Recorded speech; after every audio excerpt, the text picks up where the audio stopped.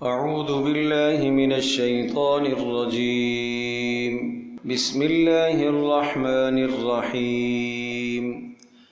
يا أيها الذين آمنوا لا يسخر قوم من قوم عسى أن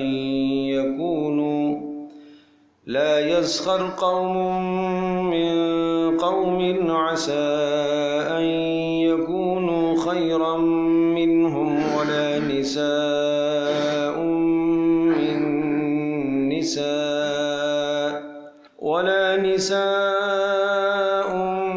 من نساء عسى أن يكن خيرا منهن ولا تلمزوا أنفسكم ولا تنابزوا بالألقاب بئس الاسم الفسوق بعد الإيمان ومن لم يتب فأولئك هم الظالمون. يا أيها الذين آمنوا لا يسخر قوم من قوم عسى أن يكونوا خيرا منهم.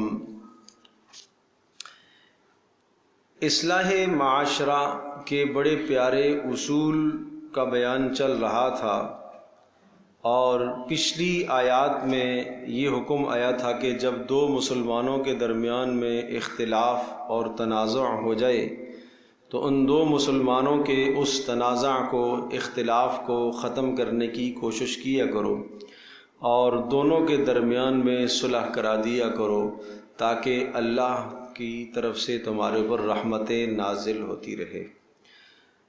آگے یہاں وہ اسباب ذکر فرمائے کہ جن اسباب کی وجہ سے باہمی اختلاف ہو جاتا ہے، ان اسباب سے، ان برائیوں سے روکا گیا کہ یہ اسباب معاشرے میں نہیں ہونے چاہیے، انہی کی بنیاد پر باہمی اختلاف اور لڑائی جھگڑے کی نوبت آتی ہے۔ ان میں سے پہلا ہے سخریہ، کسی کا مذاق اڑانا، کسی کا استہزاء کرنا، کسی کا ٹھٹھا بنانا اور کسی کا استہزاء کرنا۔ فرمایا یا ایھا الذین آمنو، ایمان والو۔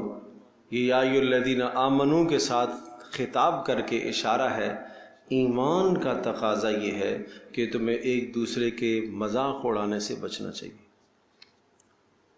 طنز سے بچنا چاہیے۔ اور الفاظ دیکھیے، لا یسخر قوم من قوم، خبردار، لا یسخر، سخریہ نہ کرے، مذاق نہ اڑائے، کوئی قوم کسی قوم سے مذاق نہ اڑائے۔ قوم کا لفظ کہا، رجل، ایک آدمی دوسرے آدمی سے مذاق نہ اڑائے، اس لیے کہ عام طور پر یہ مذاق کی مجالس، یہ جب مجلسیں لگتی ہیں تو کئی لوگ جب آپس میں بیٹھتے ہیں، مل بیٹھتے ہیں، تو وہاں یہ دور شروع ہوتا ہے کہ ایک آدمی کا سب مل کر مذاق اڑا رہے ہوتے ہیں۔ ایک آدمی بولنے میں کمزور ہے، مال میں کمزور ہے، کسی بھی طاقت اور صلاحیت میں وہ کمزور ہے، خلقی طور پر کمزور ہے، لنگڑا ہے، لولا ہے، کانا ہے، جسم سے موٹا ہے، تو اس قسم کے جو عیب اس کے اندر پائے جا رہے ہیں، ان عیوبات میں سے کسی عیب کو سامنے کر کے اس کا مذاق اڑانا اور اس کو موضوع سخن بنانا، یہ سخت گناہ کی بات ہے۔ اس سے دل آزاری ہوتی ہے۔ جب دل آزاری ہوتی ہے تو اس کے خلاف آپ کے حوالے سے نفرت کے بیج اس کے دل میں پیدا ہو رہے ہیں، اور نفرت اس کے دل میں جنم لے رہی ہے۔ وہ گو کہ اس مجلس میں چپ ہے، لیکن کہیں جا کے اپنی بڑھاس نکالے گا، جس سے معاشرے میں فساد پیدا ہوگا، امن خراب ہوگا۔ تو اس لیے جہاں سے فساد پیدا ہونے کا اندیشہ تھا، اس بنیاد سے ہی روک دیا کہ یہاں تمہیں آگے نہیں بڑھنا چاہیے۔ دل لگی کی بات کرنا، مزاح کرنا، مزاح وہ کیا ہے؟ خوش طبعی کی بات کرنا، لیکن وہ مزاح رسول اللہ صلی اللہ علیہ وسلم کا ہوتا تھا، حق پر مبنی ہوتا تھا، وہ مزاح منع نہیں ہے۔ لیکن جس سے کسی کی دل آزاری ہو رہی ہو، دل ٹوٹ رہا ہو اور سب مل کر اس کو دبا رہے ہوں، بھائی یہ جائز نہیں ہے، بھائی یہ سخریہ جائز نہیں ہے۔ اور دیکھو الفاظ دیکھیے گا، قرآن صرف آرڈر نہیں دیتا، قرآن ذہن سازی کرتا ہے۔ عسیٰ ان یکونوا خیرا منہم، ممکن ہے جن سے تم مذاق اڑا رہے ہو وہ خیرا منہم، وہ ان مذاق اڑانے والوں سے زیادہ بہتر ہو اللہ کے نزدیک۔ ظاہری حال سے وہ خستہ حالت لگتا ہے، پرانے پھٹے کپڑے اس نے پہنے ہیں، ایک عجیب سی حالت میں آپ کے پاس آیا ہے، آپ نے اس کے پھٹے پرانے کپڑوں کو دیکھ کر اس کا مذاق اڑا دیا ہے، کیا پتہ اس کا دل اللہ سے کتنا جڑا ہوا ہو، کیا پتہ اس کے دل میں اللہ کی کتنی محبت ہو۔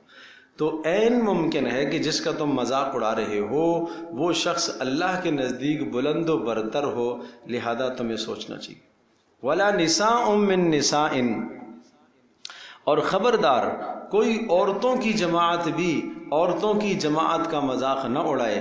عسیٰ ان یکن خیرا منہن، عین ممکن ہے کہ وہ مذاق اڑانے والیاں ان عورتوں سے بہتر ہوں جن کا مذاق اڑا رہی ہیں۔ وہ عورتیں جن کا مذاق اڑایا جا رہا ہے وہ کیا ہوں؟ وہ بہتر ہوں، کن سے؟ مذاق اڑانے والیوں سے۔ تو آدمی مذاق دوسرے کے ساتھ مذاق اڑاتا ہے اپنے آپ کو برتر سمجھتے ہوئے نا، اپنے آپ کو بہتر سمجھتے ہوئے، اپنے آپ کو بلند سمجھتے ہوئے۔ اور ایک عجیب بات یہ ہے کہ یہاں مردوں کا حکم الگ آیا، عورتوں کا حکم الگ آیا۔ یہ قرآن مقدس میں کئی ایک مقام ہیں کہ جہاں عورتوں کو الگ حکم ہے، مردوں کو الگ حکم ہے۔ یہاں پر بھی ہے کہ مردوں، اے مردوں کی جماعت، تم میں سے کوئی جماعت کسی جماعت کا مذاق نہ اڑائے، اور عورتوں کی جماعت کو بھی کہا کہ تم بھی کسی عورتوں کی جماعت، مردوں کی جماعت کا مذاق نہ اڑائے۔ یہ نہیں عمومی طور پر کہا کہ اے ایمان والو ایک دوسرے کا مذاق نہ اڑاؤ، یہ نہیں کہا، بلکہ مردوں کو الگ ذکر فرمایا، عورتوں کو الگ ذکر فرمایا۔ یہ اس بات کی طرف اشارہ ہے کہ مرد اور عورت کا اختلاط تو ہونا ہی نہیں چاہیے، ہونا ہی نہیں چاہیے۔ چہ جائے کہ مذاق ہو، چہ جائے کہ جناب قہقے لگ رہے ہوں، یہ اس کو سنا رہی ہے، وہ اس کو سنا رہی ہے۔ بات سمجھ میں نہیں آئی؟ ہاں، یہ بڑی خطرناک بات ہے، بڑی خطرناک چیز ہے۔ سالی غیر محرم ہے، اس کے ساتھ مذاق چل رہا ہے۔ بہنوئی غیر محرم ہے، اس کے ساتھ مذاق چل رہا ہے۔ شوہر کا چچا کیا ہے؟ غیر محرم ہے۔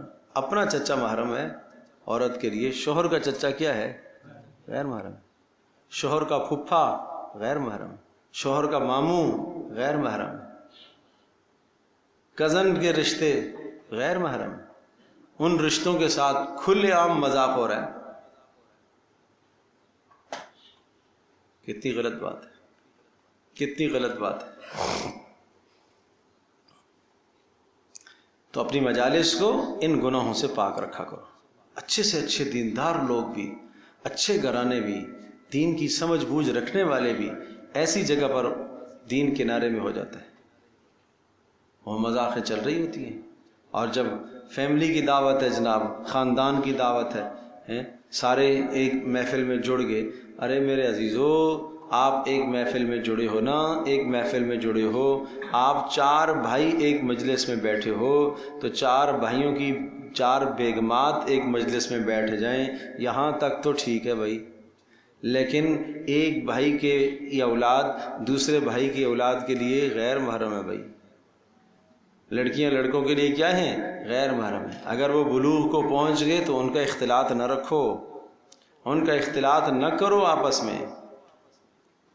بلوغ کو نہیں پہنچے تو ٹھیک ہے، 9 سال سے اوپر لڑکی ہو گئی ہے، اب اس کا اختلاط غیر محرم لڑکوں کے ساتھ، 9-10 سالہ لڑکوں کے ساتھ اس کا اختلاط نہیں ہونا چاہیے، نہیں ہونا چاہیے۔ جو اللہ کی حکمتیں ہیں، اللہ کے فیصلے ہیں، انہی میں ہمارے لیے بڑی بڑی حکمتیں پوشیدہ ہیں، بڑی مصلحتیں پوشیدہ ہیں۔ تو اس لیے مردوں کو الگ ذکر فرمایا، عورتوں کو الگ ذکر فرمایا۔ ان گناہوں کی محافل میں اگر آپ نے اپنے گھر میں اس دعوت کا انتظام کیا اور اسی طرح سے مخلوط گیدرنگ ہوئی ہے، غیر محرم آپس میں ملتے ہیں ایک دوسرے سے، تو پھر سمجھ لو کہ آپ نے گناہ کی دعوت دی ہے۔ آپ یہ سمجھ رہے ہیں کہ میں نے قرابت داریوں کو جوڑنے کے لیے، رشتہ داریوں کو جوڑنے کے لیے میں نے دعوت کی ہے، یہ دعوت رشتہ داریوں کو جوڑنے کے لیے کی ہے، اس سے کوئی رشتہ داریاں نہیں جڑیں گی، اس لیے کہ اللہ کی نافرمانی کر کے جو آپ دعوت کر رہے ہیں وہ تو نافرمانی ہے، اس سے کیا ہوگا؟ اللہ اکبر۔ تو کسی کا مذاق اڑانے سے بچا کرو۔ حضرت عبداللہ ابن مسعود رضی اللہ تعالی عنہ فرماتے ہیں کہ مجھے ڈر لگتا ہے میں کسی کتے کا مذاق اڑاؤں تو میں ہی کتا نہ بن جاؤں۔ کتنی سخت بات ہے، سمجھے بھائی؟ حضرت عمر بن شرحبیل فرماتے ہیں مجھے ڈر لگتا ہے کہ کسی آدمی کو اگر میں دیکھوں کہ وہ بکری کے تھنوں کے ساتھ منہ لگا کے دودھ پی رہا ہے اور مجھے ہنسی آ جائے، مجھے ڈر لگتا ہے کہ کہیں یہ بھی مذاق میں نہ چلا جائے۔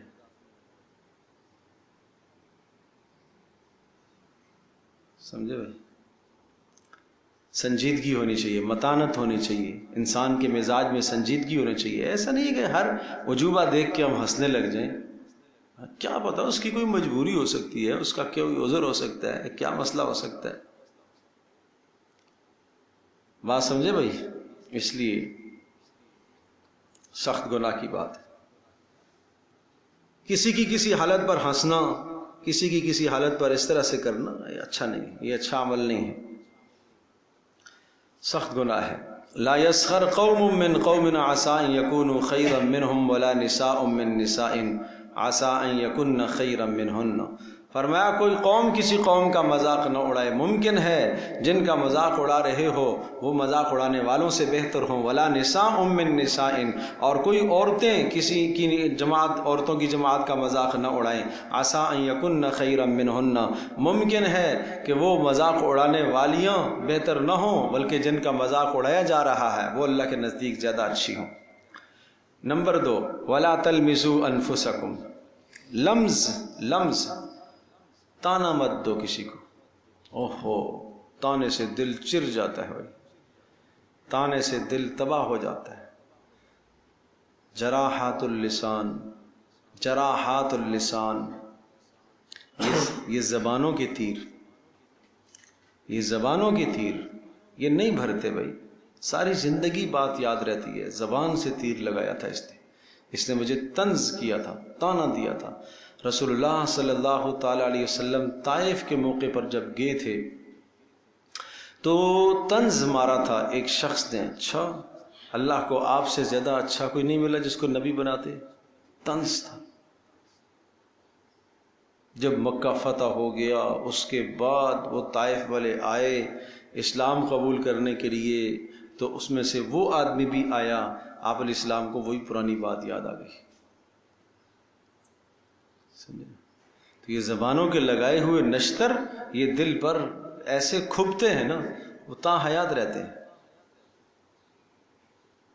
اس لیے خیال کیا کریں۔ وہ ایک حکایت آتی ہے، حکایت سے مقصود بات سمجھانا ہے۔ حکایت میں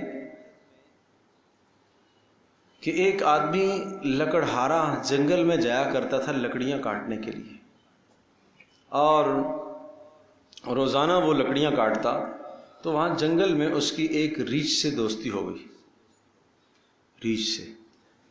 ریچھ آ کے اس کے پاس بیٹھتا تھا، یہ لکڑیاں کاٹ کے لے آتا۔ بالآخر ایک دن ریچھ نے اس سے کہا میں تمہارے ساتھ جانا چاہتا ہوں، تم جنگل میں روزانہ آتے ہو اور میں تمہارے پاس بیٹھتا ہوں، میں بھی تمہارا گھر دیکھنا چاہتا ہوں، تمہارا مہمان بننا چاہتا ہوں۔ ٹھیک ہے جی، کل کی تیاری ہو گئی۔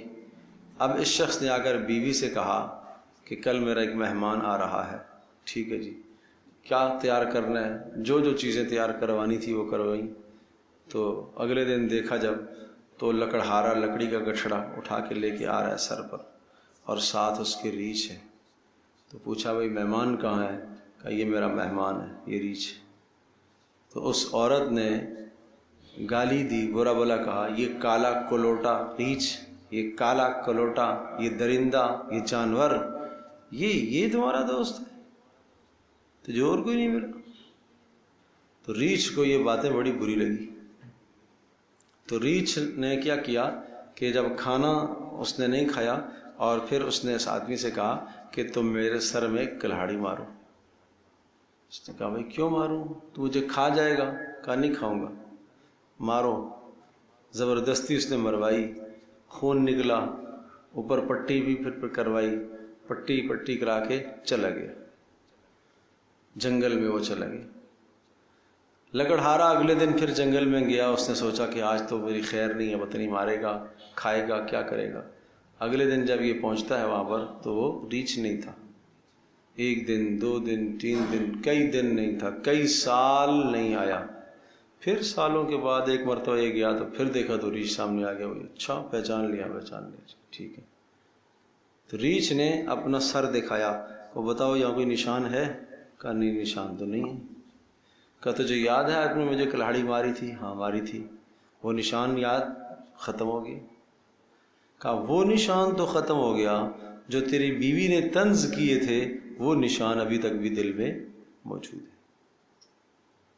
جو طنز کیے تھے نا وہ نشان، وہ زخم ابھی بھی دل میں ہیں، لیکن سر کا زخم ختم ہو گیا، کلہاڑی کا زخم ختم ہو گیا، زبان کا زخم نہیں ختم ہوا۔ بدترین مزاج ہے وہ، بدترین کام ہے یہ طنز کرنا، بدترین عمل ہے طنز۔ اور گھر میں عورتیں طنز کرتی ہیں، چھوٹے قد پر طنز، چھوٹی ناک پر طنز، لمبے قد پر طنز۔ اور اللہ معاف فرمائے اگر کسی بچی کا رشتہ نہیں ہو رہا کسی خلقی، اور میں تو کیا کہوں، رونا ہی آتا ہے یہ سب باتیں سن کر۔ بچی کا رشتہ اس لیے ٹھکرا دیا گیا کہ قد چھوٹا ہے، اس لیے رشتہ ٹھکرا دیا گیا کہ جناب ناک چپٹی ہے، اس لیے رشتہ ٹھکرا دیا گیا کہ جناب اس کی شکل ایسی ہے۔ یہ کوئی ٹھکرانے کے اسباب ہے؟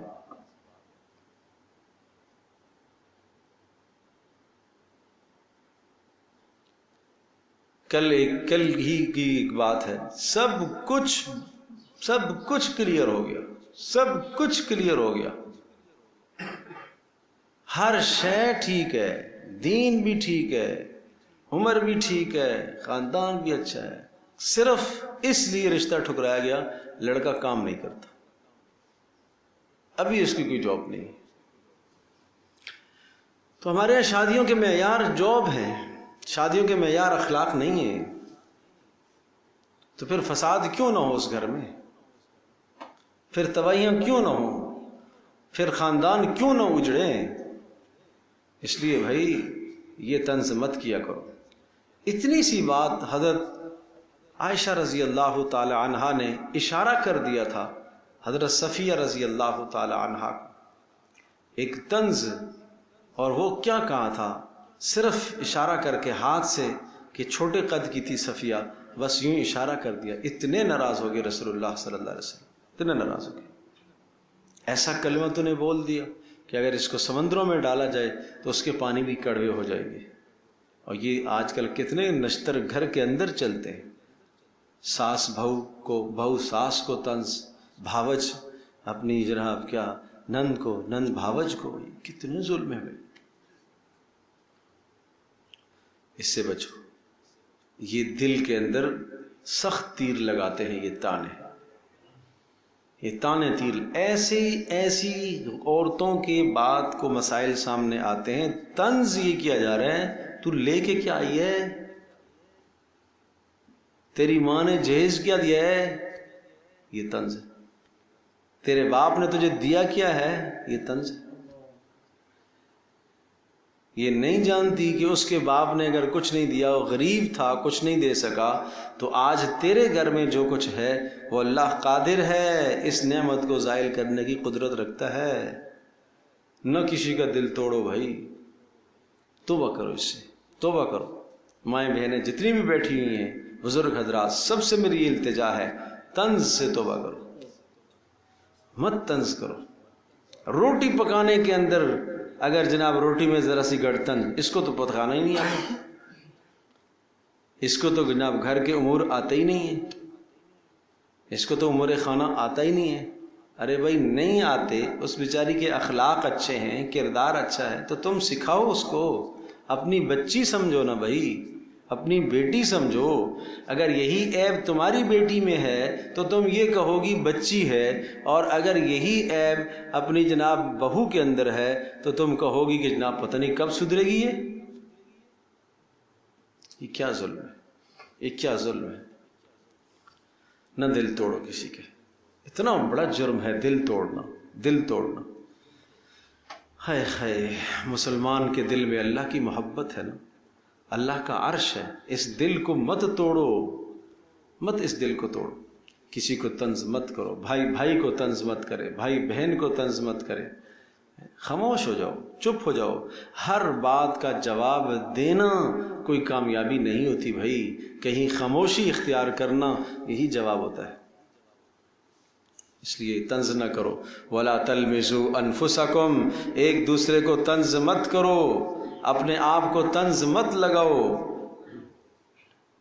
وَلَا تَنَابَزُوا بِالْأَلْقَابِ، اور برے نام سے مت یاد کرو۔ یہ تیسرا سبب ہے، اس سے فساد پیدا ہوتا ہے کہ نہیں ہوتا ہے؟ برے نام سے یاد کرنا۔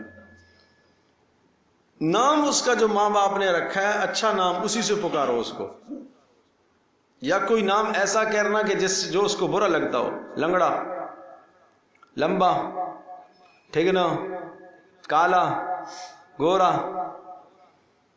یہ کیوں؟ یہ نام تو نہیں رکھا تھا اس نے، اس کے باپ نے یہ نام تو نہیں رکھا تھا۔ نکٹا، یہ تو اس کے باپ نے نام نہیں رکھا تھا۔ لمڈینگ، تو یہ سارے کیا ہیں؟ یہ وَلَا تَلْمِزُوا أَنفُسَكُمْ، ناموں کو بگاڑنا ہے۔ وَلَا تَنَابَزُوا بِالْأَلْقَابِ، ناموں کو مت بگاڑو، جو نام رکھا ہے وہی رکھو، اسی نام سے پکارو۔ وَلَا تَنَابَزُوا بِالْأَلْقَابِ، اچھے نام سے پکارنا یہ محبت کا سبب ہے، برے نام سے پکارنا نفرت پیدا کرتا ہے۔ حضرت عمر رضی اللہ تعالیٰ عنہ فرمایا کرتے تھے، محبت بڑھانے کے ذرائع ہیں، نمبر 1 سلام میں پہل کرنا، نمبر 2 آنے والے کو مجلس میں جگہ دینا، اور نمبر 3 مخاطب کو اچھے نام سے پکارنا، اچھے نام سے پکارنا۔ بھائی کیا حال ہے، بہن کیا حال ہے، اس طرح سے پکارو نا، اچھے نام سے پکارو۔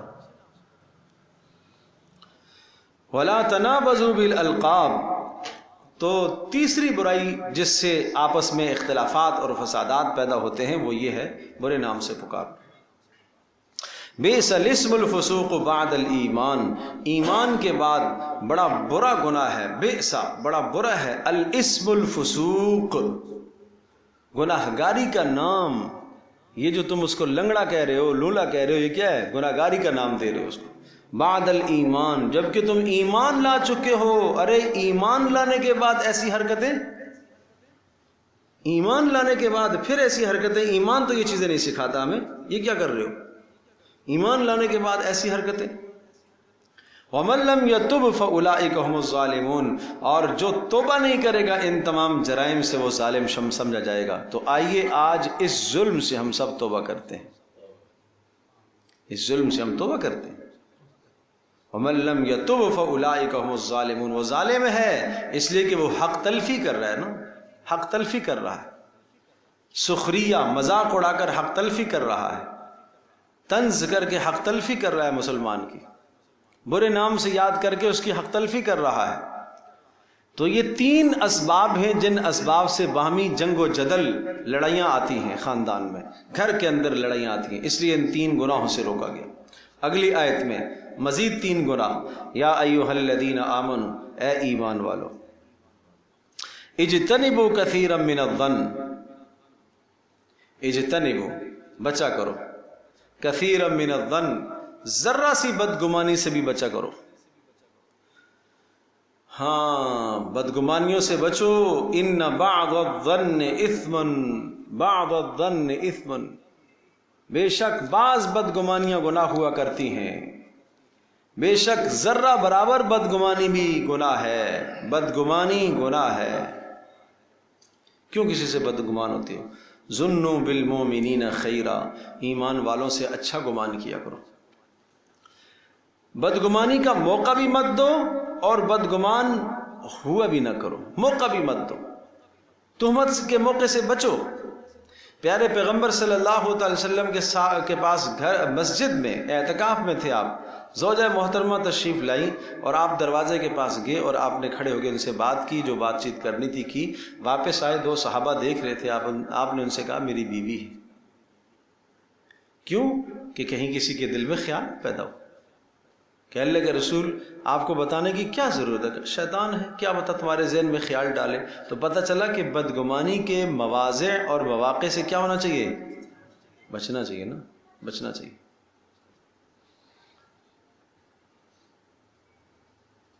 بات سمجھے بھائی؟ اللہ اکبر، اللہ اکبر۔ وہ کہتے ہیں ایک دریا کے کنارے میں دیکھا تو ایک لڑکی اور لڑکا تھے، اور ان کے پاس جناب کیا ہے پیالے رکھے ہوئے تھے، بوتلیں رکھی تھی دو، اور بدگمان ہونے والوں نے بدگمانی کی کہ ضرور اس میں شراب ہوگی، اور جب تحقیق کی تو پتہ چلا کہ یہ تو دونوں سگے بہن بھائی ہیں اور دونوں روزے سے ہیں، اور بوتلوں میں زمزم کا پانی ہے افطار کے لیے۔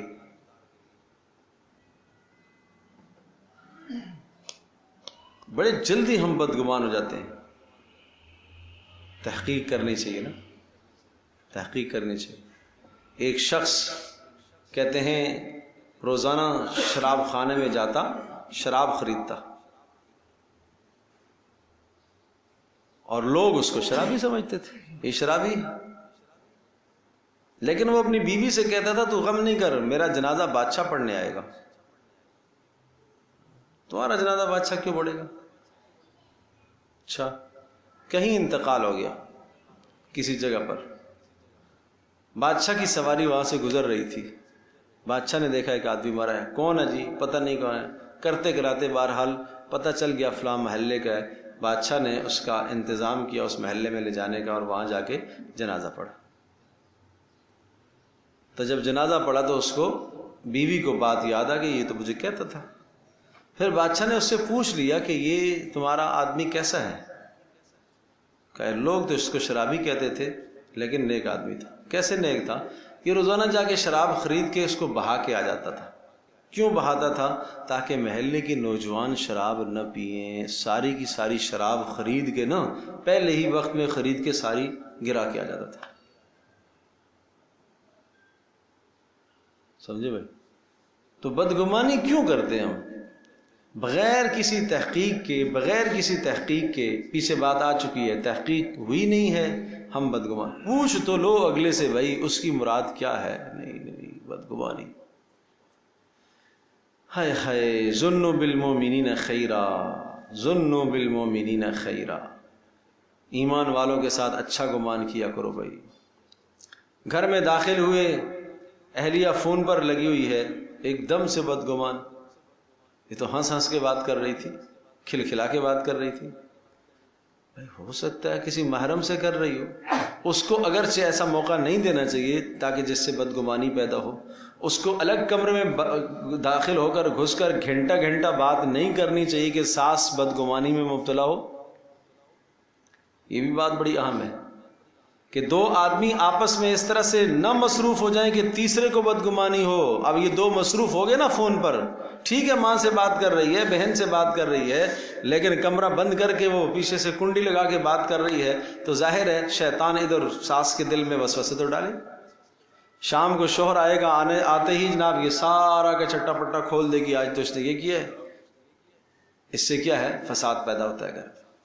تو نہ بدگمانی کا موقع دو اور نہ بدگمانیاں کرو، بدگمانی سے بچو۔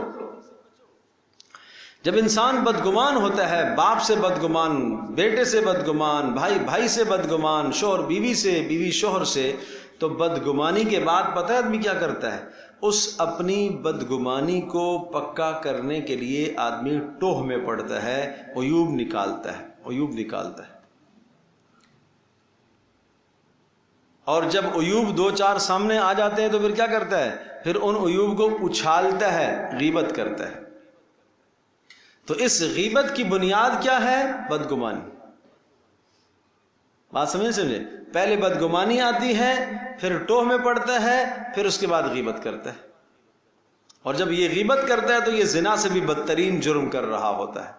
اس لیے اب دیکھیے، اجتنبوا کثیر من الظن، ایمان والو بدگمانی سے بچو، ان بعض الظن اثم، بے شک بدگمانی گناہ ہے، ولا تجسسوا، اور ٹوہ میں نہ پڑا کرو، اس لیے کہ بدگمانی کو پکا کرنے کے لیے کیا کرتا ہے؟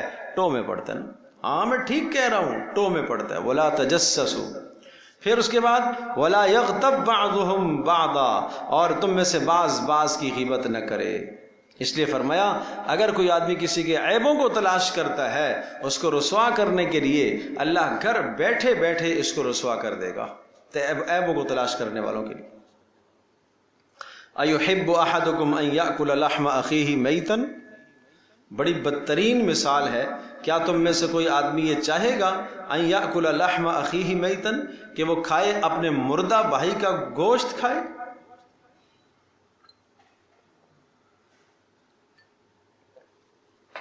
مطلب یہ کہ غیبت کرنا اپنے مردہ بھائی کا گوشت کھانا ہے، بہت بڑا گناہ ہے بھائی۔ ایک روایت میں آتا ہے معراج میں آپ کو دکھایا گیا کچھ لوگوں کے جبڑوں کو قینچیوں سے چیرا جا رہا تھا۔ پوچھا جبریل یہ کون لوگ ہیں، ان کا کیا جرم تھا؟ تو کہا کہ یہ وہ ہیں جو دوسروں کی عزتوں کو اچھالتے تھے، غیبتیں کر کر کے دوسروں کی عزتوں کو اچھالتے تھے۔ یہ کس کا جرم ہے؟ غیبت کرنے کا، اتنا بدترین جرم۔ روزے سے تھی دو عورتیں، اور آپ نے ان کو بلایا اور کہا کہ قے کرو۔ قے کرنے کا کہا، قے کی تو بیچ میں سے کیا نکلا؟ خون کے لوتھڑے، گوشت کے ٹکڑے۔ اب وہ قسم کھا کر کہہ رہی ہیں کہ ہم نے تو نہیں گوشت کھایا۔ تو وہ گوشت نہیں کھایا تو پھر کیا ہوا؟ اچھا وہ غیبت کی تھی، وہ غیبت کا گوشت نکلا ہے۔ اللہ پاک کبھی کبھی یہ منظر دکھاتا ہے دنیا میں۔ دو آدمی کے پاس سے آپ گزرے تو وہ آپس میں مشغول تھے، کسی تیسرے کی غیبت میں مشغول تھے۔ آپ علیہ الصلوۃ والسلام کچھ بھی نہیں بولے، خاموش رہے اس وقت۔ تھوڑی دیر کے بعد آگے دیکھا ایک گدھا مرا ہوا پڑا ہوا ہے، بدبو آ رہی ہے، مکھیاں بن بنا رہی ہیں۔ آپ علیہ الصلوۃ والسلام نے ان دو کو بلایا، کہا ادھر آ جاؤ جی آگے۔ آپ علیہ الصلوۃ والسلام نے پھر فرمایا کہ چھری لے جاؤ، اس سے کاٹ کے کھا لو، اس سے کاٹ کے کھا لو۔ اللہ کے رسول یہ کیسے کھائیں ہم، یہ تو برا ہے۔ تو آپ نے فرمایا جو تھوڑی دیر پہلے آپ نے کھایا ہے وہ صحیح تھا، وہ حلال تھا، یعنی مسلمان بھائی کا جو تم نے گوشت کھایا ہے وہ کیا حلال تھا؟ جس طرح سے وہ حرام ہے، اسی طرح سے یعنی جس طرح سے گدھے کا گوشت حرام ہے، ایسے ہی غیبت کا گوشت بھی کیا ہے؟ حرام۔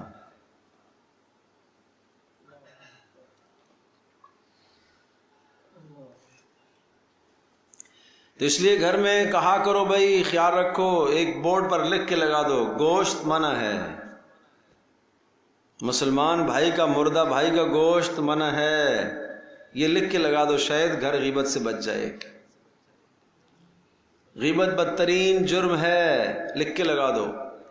بدگمان نہیں ہوا کرو،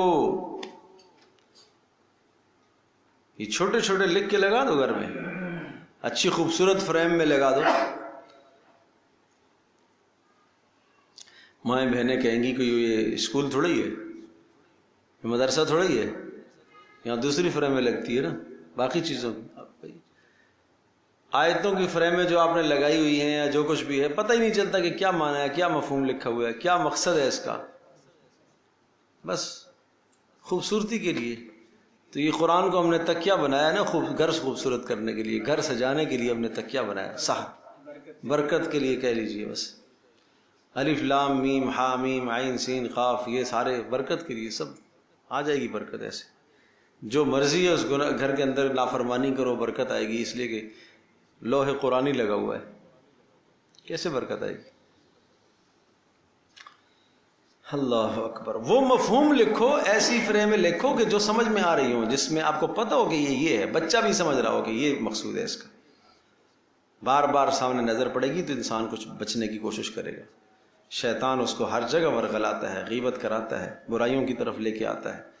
آپ اہتمام کریں، خود بچیں۔ اس لیے فرمایا وَلَا يَغْتَبْ بَعْضُكُمْ بَعْضًا، تم میں سے بعض کی غیبت نہ کرے. ایحب احدکم ان یاکل لحم اخیہ، کیا تم میں سے کوئی چاہتا ہے کہ اپنے مردہ بھائی کا گوشت کھائے؟ فکرہتموہ، اس کو تو تم ناپسند کرتے ہو. واتقوا اللہ، اور اللہ کی نافرمانی سے بچتے رہو. ان اللہ تواب الرحیم، اللہ توبہ کو قبول کرنے والا مہربان ہے. اگر پہلے ایسے گناہ ہو گئے تو توبہ کر لو. تو یہ 6 گناہ ذکر فرمائے کہ جن کی وجہ سے معاشرے میں کیا ہوتا ہے؟ فسادات ہوتے ہیں، اختلافات ہوتے ہیں. کیا 6 گناہ تھے؟ سخریہ، مذاق اڑانا. دوسرا طنز کرنا. تیسرا برے نام سے پکارنا. چوتھا بدگمان ہونا. پانچواں ٹوہ میں پڑنا. چھٹا غیبت کرنا.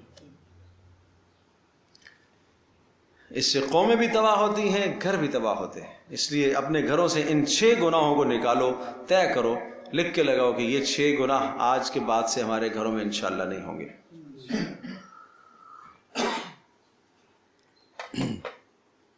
اب ایک اور بڑی اہم بات، اگلی جو آنے والی آیت ہے نا، اس آیت کے اندر یہ سمجھایا جا رہا ہے کہ یہ 6 گناہ آدمی کیوں کرتا ہے. نہیں سمجھے؟ کسی کا مذاق کیوں اڑاتا ہے؟ کسی کو طنز کیوں مارتا ہے؟ کسی کو برے نام سے کیوں یاد کرتا ہے؟ کسی سے بدگمان کیوں ہوتا ہے؟ کسی کی ٹوہ میں کیوں پڑتا ہے؟ اور کسی کی غیبت کیوں کرتا ہے؟ اس لیے کرتا ہے یہ سب گناہ، اس لیے کرتا ہے کہ اپنے آپ کو دوسرے سے بہتر سمجھ رہا ہوتا ہے. اپنے آپ کو دوسرے سے، تو یہ نظریہ آپ کا توڑا گیا کہ اپنے آپ کو دوسرے سے بہتر نہ سمجھو. یا ایھا الناس، اے لوگو سمجھ لو. اب اس میں یا ایھا الذین آمنوا نہیں کہا، یا ایھا الناس، مسلمانوں، کافروں، سب سمجھ لو. انا خلقناکم من ذکر و انثی، ہم نے تمہیں پیدا کیا ایک مذکر اور مؤنث سے، ایک مرد و عورت سے. وَجَعَلْنَاكُمْ شُعُوبًا، اور تمہارے درمیان میں ہم نے قبائل رکھے ہیں. شعوب، بڑے بڑے قبائل، خاندان. وقبائل، چھوٹے چھوٹے قبیلے. لِتَعَارَفُوا، تاکہ آپس میں ایک دوسرے سے تعارف رہے. یہ تو تعارف کی چیزیں ہیں. یہ سید خاندان ہے، یہ صدیقی خاندان ہے، یہ فلاں، بھائی یہ خاندان، یہ تو تعارف کے لیے ہیں. یہ کیا ہے؟ تعارف ہے. یہ برتری کی دلیل نہیں ہے. تم سب کے سب کہاں سے آئے ہو؟ ایک ہی راستے سے آئے ہو، ایک ہی طرح سے پیدا ہوئے ہو. پیدا ہونے میں کسی کو کسی پر فضیلت، کوئی جنت سے تو نہیں اترا کہ وہ کہے کہ میں افضل ہوں. پیدا ہونے کا سب کا ایک ہی راستہ ہے. ان اکرمکم عند اللہ اتقاکم. ہاں، اکرم، عزت والا اللہ کے نزدیک وہ ہے جو تم میں سے زیادہ متقی ہو. تقوی پر اللہ کے ہاں عزت اور فوقیت ملتی ہے، خاندان پر نہیں ملتی، مال پر نہیں ملتی، ہنر پر نہیں ملتی فوقیت. تمہارے ہاں عزت ہے تو ہوگی، اللہ کیا نہیں. حضرت بلال رضی اللہ تعالی عنہ تقوی ہے، خاندان نہیں ہے. ابو جہل خاندان ہے، تقوی نہیں ہے، ایمان نہیں ہے. عزت بلال کو ہے. ابو لہب رسول اللہ صلی اللہ تعالی علیہ وسلم کا چچا ہے. ابو طالب چچا ہے آپ علیہ السلام کا، قرابت داری ہے، قربت ہے رسول کے ساتھ. لیکن ایمان اور تقوی کی دولت سے محروم رہے تو بلال کا مقام زیادہ ہے. تو ان اکرمکم عند اللہ اتقاکم. اکرم، عزت والا اللہ کے نزدیک وہ ہے. اتقاکم، جو تم میں سب سے زیادہ کیا ہو؟ متقی ہو. ان اللہ علیم خبیر، اللہ جانتا ہے تمہارے ظاہر حالات کو بھی، خبیر اور باطن حالات کو بھی جانتا ہے. یہ ایک بات یہاں پر اس سورہ مبارکہ کا پہلا حصہ جا کے مکمل ہو گیا، جس میں اصلاح معاشرہ کے بڑے اہم قوانین تھے. اب قالت الاعراب آمنا، یہ ایک دوسرا حصہ ہے اس کا. اور وہ دوسرا حصہ یہ ہے کہ سورت کا دوسرا حصہ کہ اللہ نے اگر تمہیں ایمان کی دولت سے مالا مال فرمایا ہے، اعمال کی دولت سے مالا مال فرمایا ہے، کسی بھی نیک عمل کی آپ کو توفیق ہوتی ہے، تو تمہیں اللہ پر احسان نہیں جتلانا چاہیے، رسول پر احسان نہیں جتلانا چاہیے. یہ اللہ کا احسان ہے کہ اللہ نے تمہیں ایمان کی توفیق دی ہے. بات سمجھے بھائی؟ تو کسی مسجد پر آپ نے پیسہ خرچ کر دیا تو اس مولوی صاحب پر آپ نے کوئی احسان نہیں کیا جو اس کا جو ہے نا وہ کیا ہے، امام ہے، یا جو مسجد کا متولی ہے اس پر کوئی احسان نہیں کیا. مدرسے پر خرچ کر دیا، وہ کسی پر آپ نے کوئی احسان نہیں کیا، یہ اللہ کا احسان ہے، اللہ نے آپ کو توفیق عطا فرمائی. سمجھے بھائی؟ تو ہم خرچ کر کے تو خرید لیتے ہیں، سمجھتے ہیں کہ وہ سب تو ہم نے تو بہت کچھ کر دیا.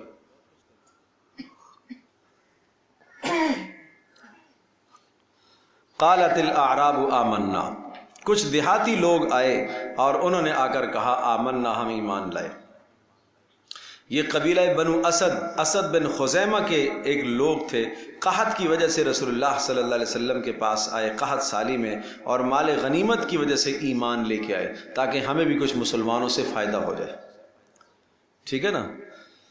تو اس پر فرمایا قل لم تؤمنوا، آپ یہ کہیے کہ نہیں تم ایمان نہیں لائے ہو، ولکن قولوا اسلمنا، تم یہ کہو ہم اسلام لائے ہیں، ایمان نہیں لائے ہو. کیا کہو؟ اسلام لائے ہیں.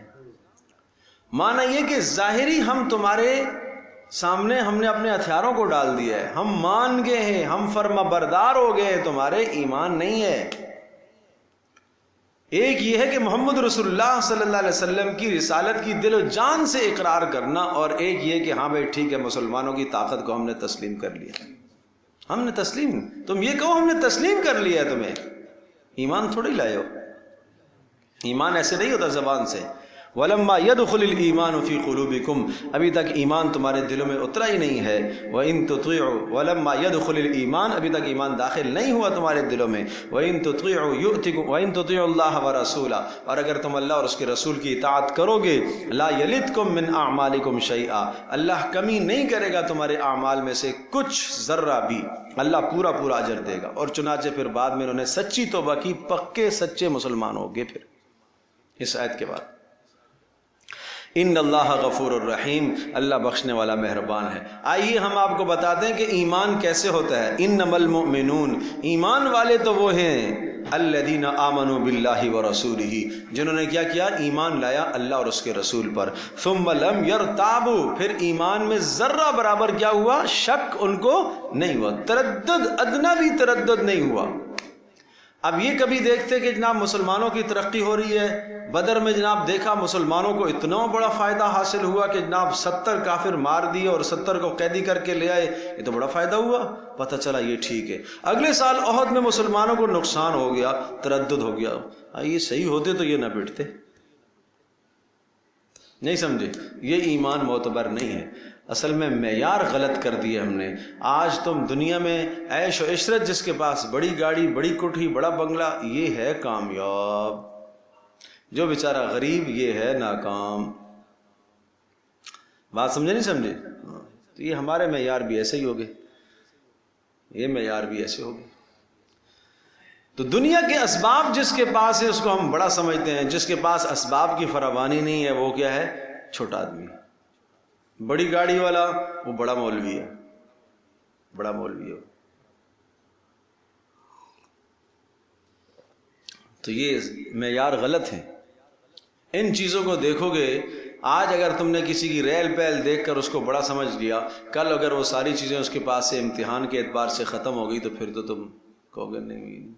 ایوب علیہ السلام کو اللہ نے بہت کچھ دے رکھا تھا، سب کچھ ختم ہو گیا، بیمار پڑ گئے، لیکن پھر بھی ایوب ہی رہے نا. وہ پیغمبر ہی رہے. غریب ہونے کے بعد، سب کچھ اسباب گھر کا مر جانے کے بعد، جانوروں کے مرنے کے بعد، جسم میں بیماری آنے کے بعد، ایوب پیغمبری سے تو نہیں نکلے. سبحان اللہ، سوچنے کی بات ہے. تو ہمارے معیار اسباب ہیں. چیزوں کا ہو جانا یہ کوئی کامیابی تھوڑی ہے. اللہ اکبر. انما المؤمنون الذین، فرمایا ایمان والے تو وہ ہیں جو اللہ اس کے رسول پر ایمان لاتے ہیں. ثم لم یرتابوا، پھر شک نہیں کرتے. وجاہدوا باموالہم وانفسہم، جو دیکھو نا اپنی جانوں کو اور اپنے مالوں کو اللہ کی راہ میں لگاتے ہیں، صرف کرتے ہیں، پیش کرتے ہیں. جان لگاتے ہیں، اپنے مال لگاتے ہیں، جانی صلاحیتیں لگاتے ہیں، مالی صلاحیتوں کو لگاتے ہیں. اولئک هم الصادقون، یہی لوگ ایمان میں سچے ہیں. یہی لوگ کیا ہیں؟ ایمان میں سچے ہیں. صرف سچے نہیں، ایمان میں سچے ہیں، ایمان کے دعوے میں. قل، کہہ دیجئے، اتعلمون اللہ بدینکم، تم اللہ کو جتلاتے ہو کہ ہم مسلمان ہوئے، اپنا دین اللہ کو جتلاتے ہو. واللہ یعلم ما فی السماوات و ما فی الارض، اور اللہ تو جانتا ہے جو آسمان میں اور جو زمین میں. تم اللہ کو کیوں جتلاتے ہو کہ جناب ہم مسلمان ہو گئے اور ہم نے بڑا کمال کیا. واللہ بکل شیء علیم، اللہ ہر شے کو جانتا ہے. یمنون علیک ان اسلموا، اس اللہ نے احسان کیا ہے، ان اسلموا، کہ تم بغیر لڑے بڑے، بغیر لڑنے کے تم کیا ہو گئے، جھک گئے، فرما بردار بن گئے، تم نے تسلیم کر لیا مسلمانوں کی اسٹیٹ اور طاقت کو. قل کہہ دیجئے لا تمنوا علی اسلامکم، میرے اوپر اپنے اسلام کی باتوں کو نہ جتلاؤ. لا تمنوا علی اسلامکم، میرے اوپر اپنے اسلام کا احسان نہ جتلاؤ. بل اللہ یمن علیکم، بلکہ اللہ نے تمہارے اوپر احسان کیا ہے، ان ہداکم للایمان، کہ اللہ پاک نے تمہیں ایمان کی توفیق دی ہے. ان کنتم صادقین، شرط یہ کہ تمہارا اگر ایمان میں دعویٰ سچا ہے تو یہ توفیق کس نے دی ہے؟ اللہ نے دی ہے. ان اللہ یعلم غیب السماوات والارض، اور سن لو اللہ پاک آسمان و زمین کا غیب جانتا ہے. واللہ بصیر بما تعملون، اور اللہ تبارک و تعالی خوب باخبر ہے جو کچھ تم کرتے ہو، اللہ کو سب پتہ ہے. تو بھائی یہ سورہ مبارکہ بہت پیاری صورت ہے، اور اس میں یہ گھریلو زندگی سے متعلقہ بڑے اہم احکام ہیں. میری درخواست ہے آپ جو اس کو سمجھ چکے ہیں اپنے گھر میں جا کے اس کو پڑھاؤ، بچوں کو پڑھاؤ. کم از کم یہ 6 باتوں کا مذاکرہ تو کرو بھائی، یہ 6 باتوں کا مذاکرہ تو کرو تاکہ یہ 6 گناہ ہمارے معاشرے سے ختم ہو جائیں. سارے کریں گے انشاءاللہ؟ ہاں، محنت کرو، محنت کرو، اپنے گھروں میں محنت کرو، بچوں میں محنت کرو. اس میں پریشان ہونے کی ضرورت نہیں ہے. اللہ کا پیغام ہے، سناؤ، بے ڈر ہو کے سناؤ، نہ ڈر ہو کے سناؤ. اللہ کا پیغام ہے، بات آپ حق کہہ رہے ہو تو پھر سناؤ، کوئی کیا کہے گا. جب بھی کسی مجلس میں بیٹھو تو کوشش کرو یہ گناہ 6 یہ مجالس کے گناہ ہیں، یہ نہیں ہونے چاہیے. اور اگر ہو رہے ہیں تو آپ اس مجلس سے اٹھ جایا کرو. اٹھنا ناممکن ہو تو کم از کم دل میں برا سمجھا کرو کہ یہ غلط ہو رہا ہے. ٹھیک ہے. وآخر دعوانا الحمدللہ رب العالمین. الحمد للہ رب العالمین والصلاة والسلام علی سید الانبیاء والمرسلین وعلی آلہ وصحبہ امتی اجمعین. اللہم انا نسألک الہدی والتقی والعفاف والغنی. اللہم استر عوراتنا وآمن روعاتنا. اللہم حبب لنا الایمان وزینہ فی قلوبنا. اللہم کرہ لنا الکفر والفسوق والعصیان. اللہم اجعلنا من الراشدین. یا حی یا قیوم برحمتک نستغیث اصلح لنا شاننا کلہ ولا تکلنا الی انفسنا طرفۃ عین. اللہم استر عوراتنا وآمن روعاتنا. اے اللہ ہماری اس مجلس کو قبول فرما، ہمارے گناہوں کو معاف فرما، ہمارا خاتمہ ایمان پر فرما، بری موت سے، برے خاتمے سے اللہ ہماری حفاظت فرما. اے اللہ اس محنت اور کوشش کو قبول فرما. اے اللہ قرآن کا نور ہمارے سینوں میں منتقل فرما. اے اللہ اس کا سمجھنا، پڑھنا، تلاوت کرنے کی ہمیں توفیق عطا فرما. اے اللہ گھروں میں پھیلانے کی ہمیں توفیق نصیب فرما. اے اللہ اس مجلس کو قبول فرما. ماؤں بہنوں بزرگوں کا آنا قبول فرما. اے اللہ سب کی دلی حاجات کو پورا فرما، سب کے بیماروں کو شفا عطا فرما. وصلی اللہ تعالی علی خیر خلق محمد صلی اللہ علیہ وسلم.